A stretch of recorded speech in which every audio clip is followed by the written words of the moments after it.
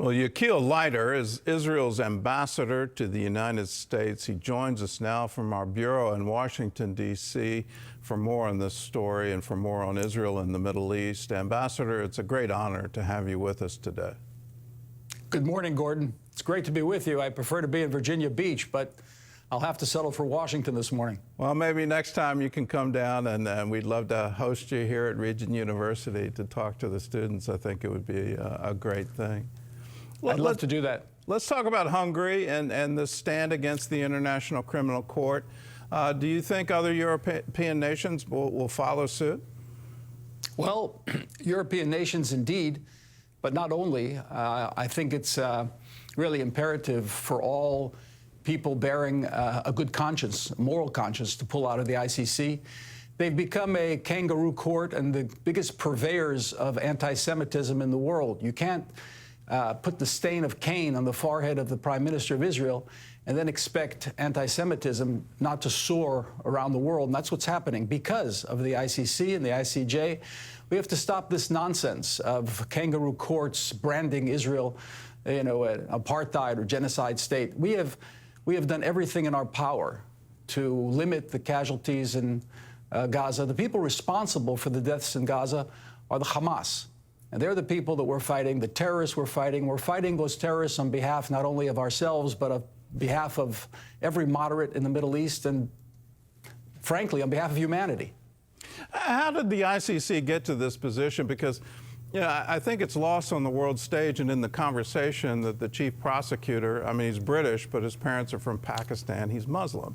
And then the chief justice, who was part of that conviction, he also is Muslim. He's now in the government in Lebanon.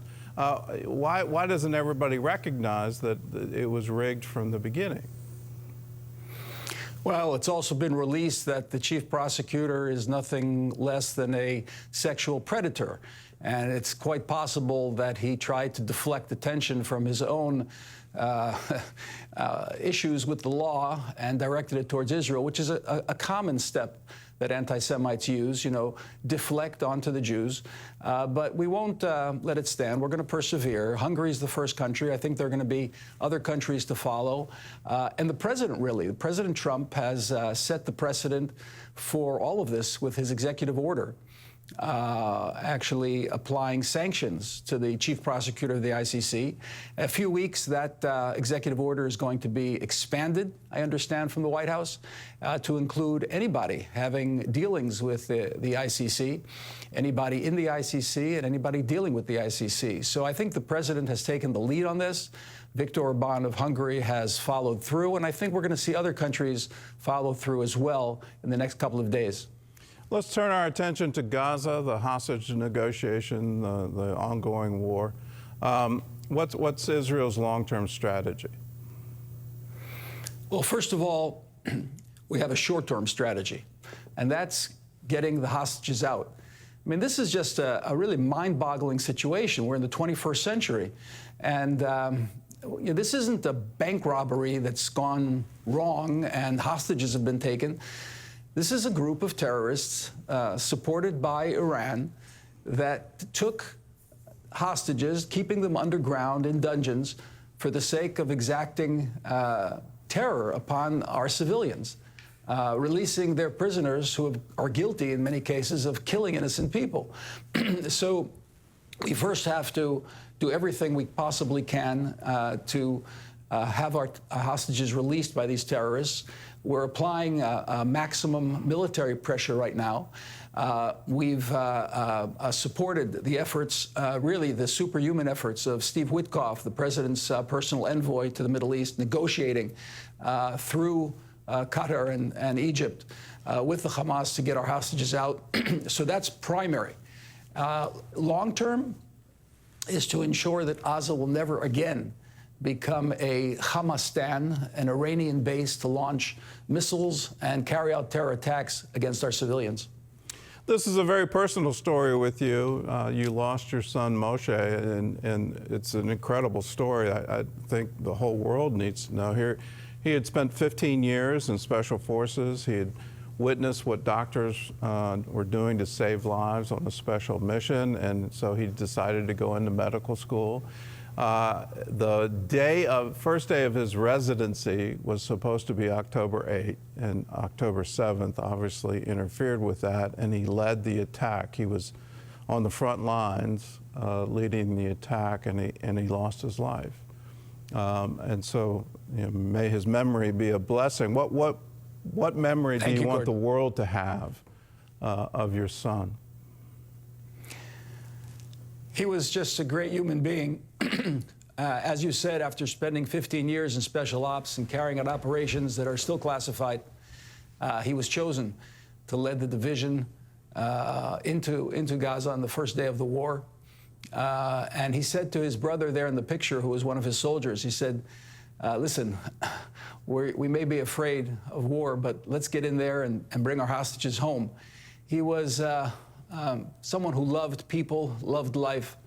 I could see him tomorrow leading negotiations with our neighbors to enter into an era of normalization and peace. He was that kind of person who could lead battle, but also lead the battle for peace. He was just a beautiful human being, the oldest of my 8 children, and the father of 6. He left me 6 beautiful orphans, and many, many fond memories. But I know that he knew what he was fighting for, and that's for humanity, really, for the Jewish people, the Jewish state, for democracy in the Middle East, and for civility between nations. You spoke very eloquently at a Washington, D.C. synagogue about the importance of the 10 Commandments, that as those commandments were being read in synagogues around the world, how important it was to continue to proclaim that message, that mission that the Jewish people have been on for now 3 millennia. How important is it to stand strong for the message that God gave all humanity in these turbulent times? Well, I did actually go into a synagogue on the day 500 of the taking of the hostages for a ceremony, and I had a few words prepared to deliver, but when I walked in and saw the huge edifice of the 10 Commandments in back of me, I was inspired. And I talked about the commandments not to murder and not to steal, which really, according to rabbinic commentary, means not to take hostages. And I think that in houses of worship all over the world, people are coming together to pray, to connect with the God of creation and the God of history, and pray that this murder, this hostage taking, this purveying of death and destruction by a mob, really, that's taken power in Tehran in pursuit of nuclear power, so all of this terrorism can take place under a nuclear umbrella, comes to an end. I had the occasion just last week of hosting an iftar dinner. I was surrounded by imams, Shia and Sunni imams, and a number of church leaders. And I told the story of my son Moshe, and then I asked that we pray together, the children of Abraham. And we faced Jerusalem. We prayed together for the release of the hostages and for victory in this war against evil. It's so important that we come together in defining the fact that there is such a thing as objective evil, there is such a thing as objective good, and we have to pursue that good. Well, you're talking now to an audience of Christians who very obviously and very openly support Israel. What should we be doing right now, practically, spiritually, politically? What can we be doing right now to support Israel? You know, Gordon, I'm sitting here talking to you, and I'm remembering your father Pat's sermons and deliveries on the 700 Club for many, many years. I used to see him around the world, turn on the television and see his broadcasts. We need to pray. We need first to connect to something above ourselves, beyond ourselves. And we believe that praying can change reality. That's the first thing we need to continue to do. But also, I would say to my Christian brothers and sisters, visit Israel today. You know, the Prime Minister Netanyahu always says that our Christian brothers don't need to buy a tour book in the bookshop. They just take the Bible with them and walk through the lands of Shiloh and Bethlehem and Beit El and Jerusalem. And they open up the tour book that is millennia, 3 millennia old, and can follow the stories of the Bible and imbibe themselves with the spirit of the highland and heartland of the land of Israel. So, you're recognizing the fact that the Jewish people have come home to the land of Israel after 2,000 years in fulfillment of the prophecies of Isaiah, of Samuel, and we're walking once again in their footsteps. So I say to my brothers and sisters, come. Thank you so much for your support. Continue to pray, continue to come. We continue to embrace you. One last word of support for my distinguished friend and colleague, Mike Huckabee, soon to be the U.S. ambassador to Israel, who brings great pride to Israel, to the United States, and to really friends of human destiny, a human destiny of good and kindness and love.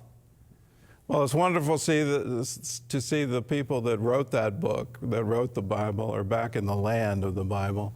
And that's wonderful to see. And Ambassador, our prayers are with you. May you be strong in the day of adversity. And you obviously are. It's wonderful being with you. Thanks for joining us. Thank you, Gordon. Good to be with you. All the best to you and your viewers. Thank you.